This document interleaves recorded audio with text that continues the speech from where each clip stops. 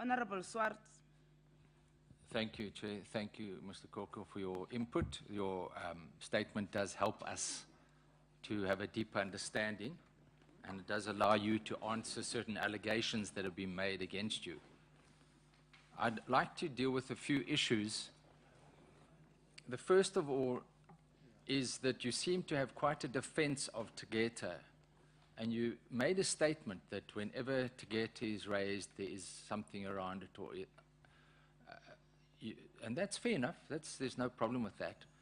But do you accept the Public Protector's interim finding that the Eskom board leant over backwards to accommodate Tegeta? I'm not saying you necessarily, but when you look at the whole picture now with hindsight and all the evidence that's been led, what we've been saying, in my view, the conclusion is inescapable that Eskom did lean over backwards to accommodate Tegeta. Honorable Swart, I hold no brief for Tegeta. I hold no brief for Tegeta.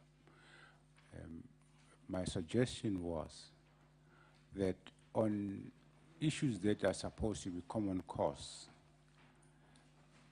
that are supposed to be straightforward, because there's Tegeta, we tend to lose objectivity. That's all what I meant. But I hold no brief for Tegeta. Thank you for that.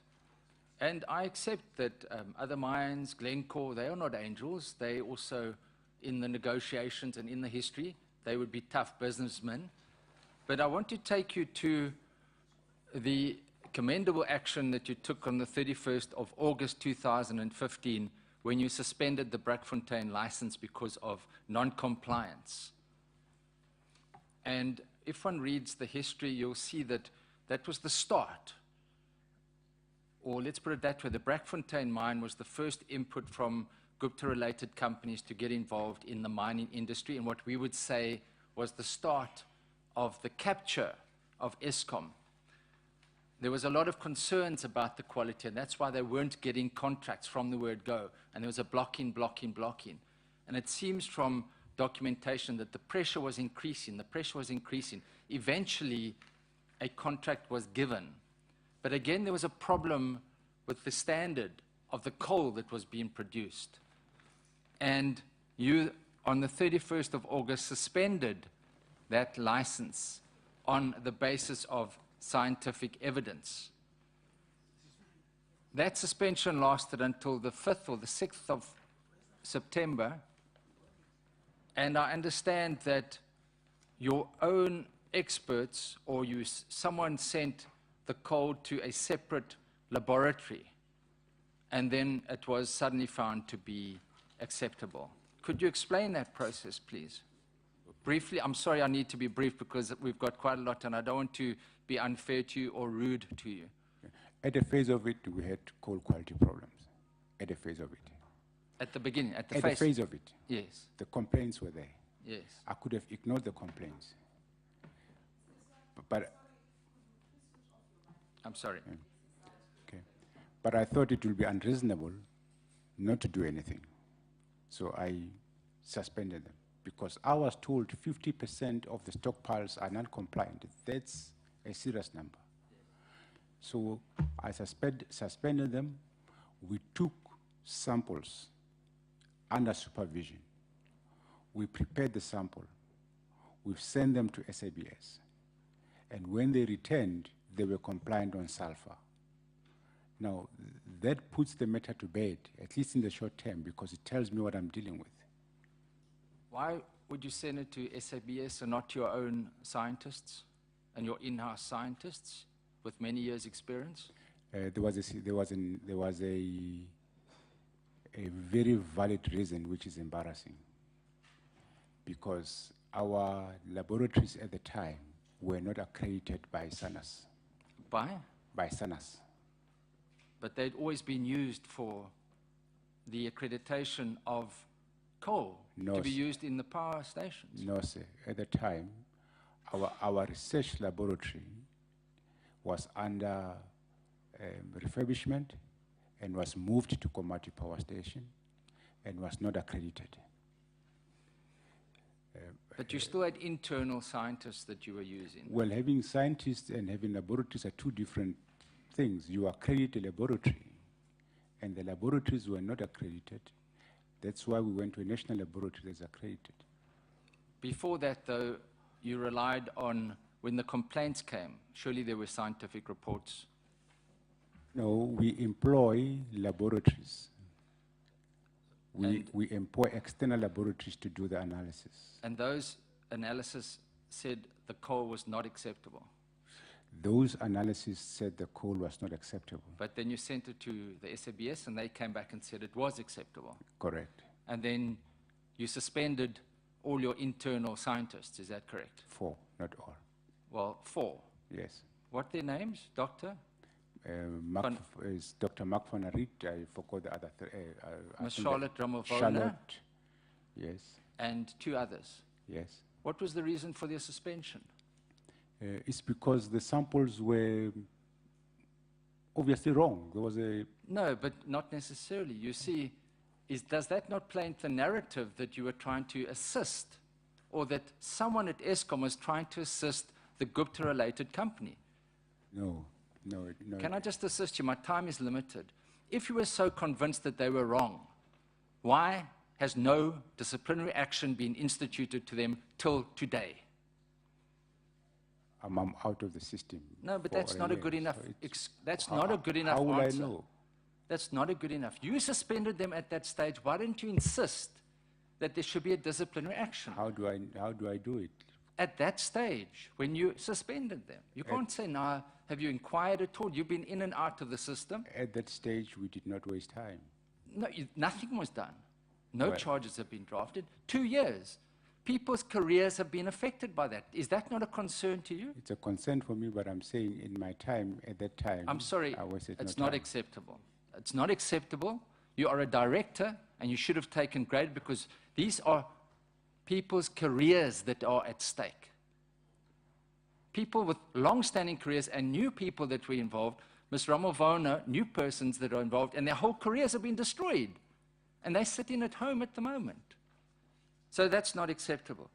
But let's just continue, because what I'm trying to explain to you is there are various role players, and everyone comes here and says they had no role and there's no problem with Tegeta. The state capture didn't exist.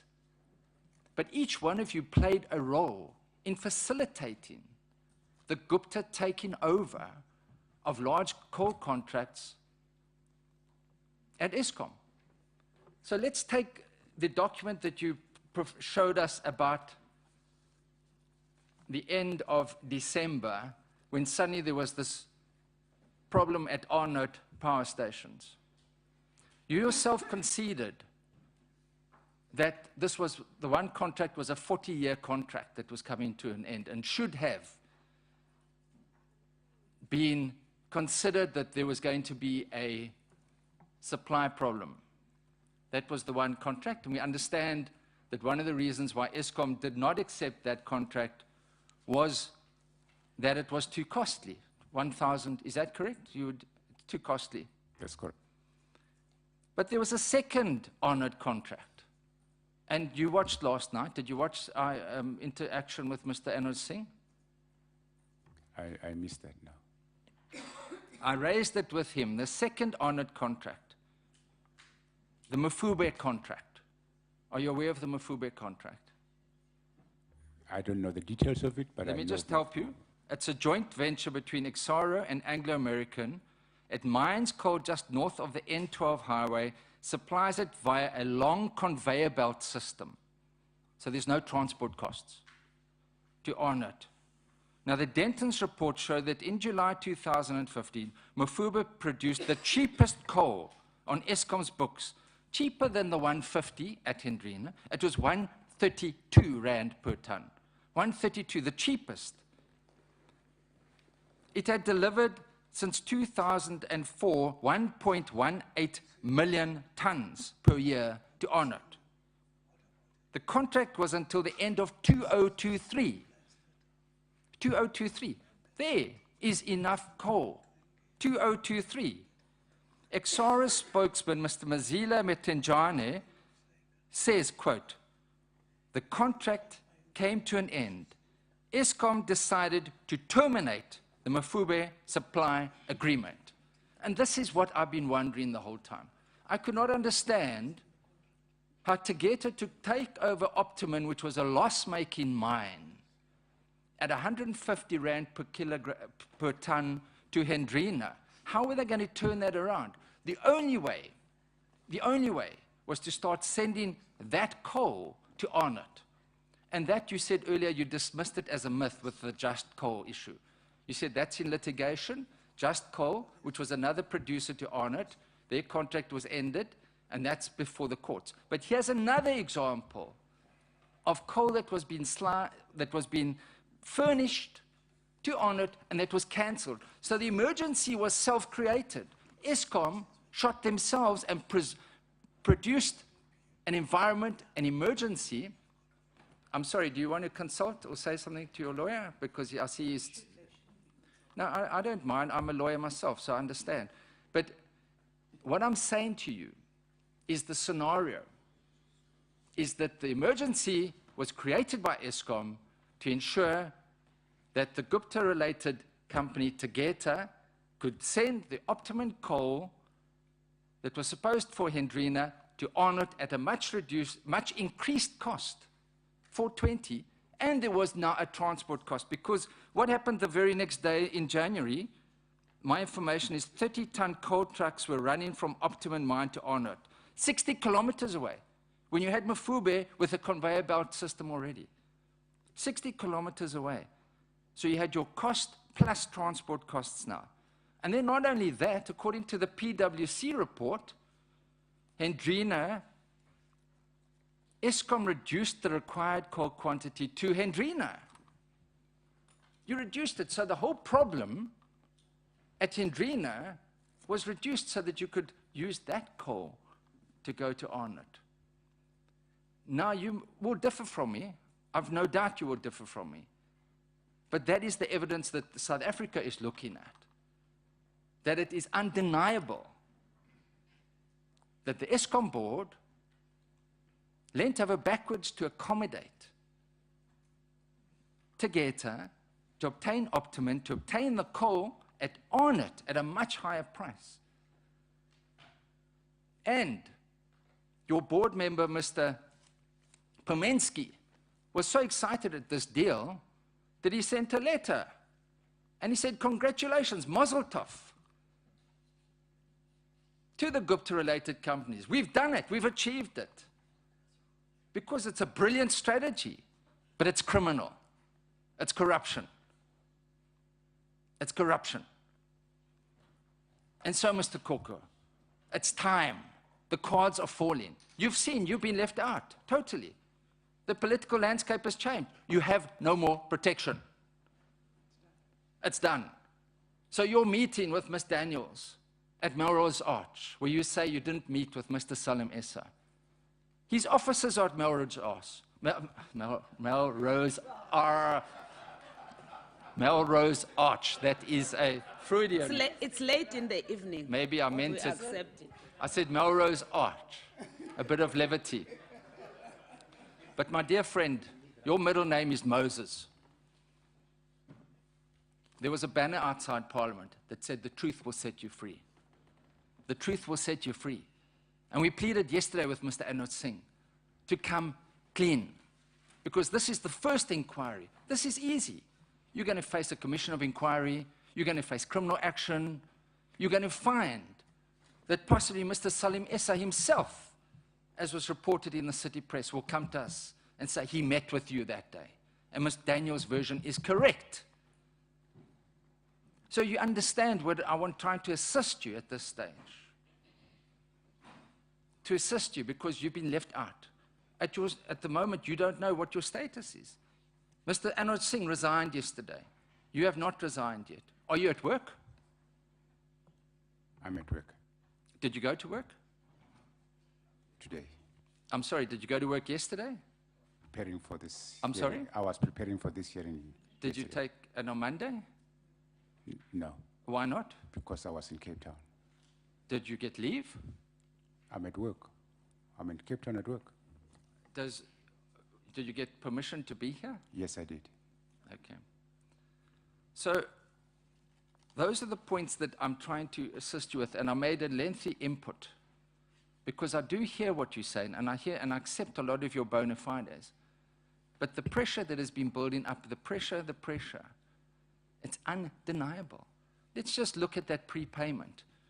And I accept what you said about that video, that when, as a lawyer, particularly you were not asked whether a payment was made to Optimum, but I would have explained immediately. The prepayment was made to Tegeta. It's an easy answer. Why would you put yourself through that where everyone says you lied? And I understand your explanation. It's plausible to me. It's semantics. It's semantics. But when you look at the prepayment, and you said it's been done in the past, and the letter that was read to you now from the Department of Mineral Resources encouraging a prepayment, it plays into this narrative, because we know that the minister was meeting in Switzerland to enforce this whole contract. You're aware of that the minister met with Glencore people and that there was pressure? I have read about it. I'm not aware it happened. But that letter, you then write a letter to the department comes back and adds and says, give a prepayment. You never asked for a prepayment in the letter. I have not. I've read about the minister in Zurich. Is there any reason why it's not true? I have no information to say yeah or nay. Earlier, you also alluded to the meeting with Mr. Gubani and the previous minister, Ramatlodi. Did you refer to that, or that there was a meeting that took place about the licenses? I referred to a meeting between Mr. Molefe and Minister Ramatlodi. And you said it related to him pleading with Mr. Ramatlodi that the licenses should not be suspended. Was that to be unsuspended? They were suspended already. The version of Mr. Ramatlodi was that they came to him and said, he must suspend all the licenses of Glencore. So we will hear that. It's not for you. You don't have to comment on that. But there's, again, and then he was fired and replaced by Minister Zwane. And Mr. Zwane is then in Switzerland negotiating the deal. And then we see the letter from the department out of nowhere saying, yes, we will do this, 1, 2, 3, 4. The public protector says Tegeta was benefited. There's another letter that says Tegeta was benefited. The prepayment was not for capital expenses, which your 2008 document says you allowed prepayments. You referred to that document, but it says for capital expenses. You said earlier you had no idea what the money was going to be used for. It was used to buy a mine. Your board member, Ms. Klein, said from the BTC, had she known that, she would never have approved it. So you understand, all the evidence is coming out now. Do you have a response to that? You have not asked the question. Honorable Chair, I really want to assist the committee. But I think that if the committee wanted to know about Mafube, they would have told me upfront. Excuse me, will you, I'm sorry. I'm sorry, sir. My time is limited. You cannot hide behind your documents. You see, the strategy that you are using is to fill so many documents that we've sat for 5 hours going through your documents, and when I raise Mafube, you say, no, I can't answer that. That is unacceptable. That is totally unacceptable, because you raised it in your documents when you said that the ARNET, you tried to explain the ARNET document, and you tried to put a spin on it, but you didn't raise the Mafube issue because it doesn't suit you to raise it. Is that not so? That's not correct. Well, I put it to you that it is so, because it doesn't suit your narrative. I disagree. Why did you not raise it in your document? I disagree. Why did you not put it in your document? Because that's not true. What? That we cancelled Mafube. But why didn't you? I can't put the version that's not true in my document. How can you say it's not true when it's in Exara's annual report? I'm saying it's in the Denton's report. Have you read the Denton's report? I'm saying I cannot put a version that says we've cancelled Mafube to create a demand. But you did cancel the Mafube contract. Is that not correct? The Masubu contract was cancelled. I And don't know in- the and details of that. it why was it was cancelled at the Yeah, end but of- I don't know the details why it was cancelled. And Well, that's how can you not know the details? why do you think I should know? Because you have just alluded to the fact that Arnott was in a significant problem and had to be addressed with the coal. And one of the reasons was the Mafube contract had been cancelled. How can you not know that? No, I don't How get. can you not know this? I don't get what you say. I just The don't. Mafube contract was cancelled at the same time as the other Exxaro contracts were cancelled, which created a problem at Arnott, of coal supply at Arnott. And it is indicated in the Exxaro's annual report. And it's indicated in the Denton's report. Have you read the Denton's report? Honorable Swartz, I'm just not following you. Well, it's very easy not to follow because it doesn't suit your version. It doesn't suit your version. And it doesn't suit the version of a number of witnesses that are coming to say Tegeta was not benefited. Chairperson, thank you. I have no more questions.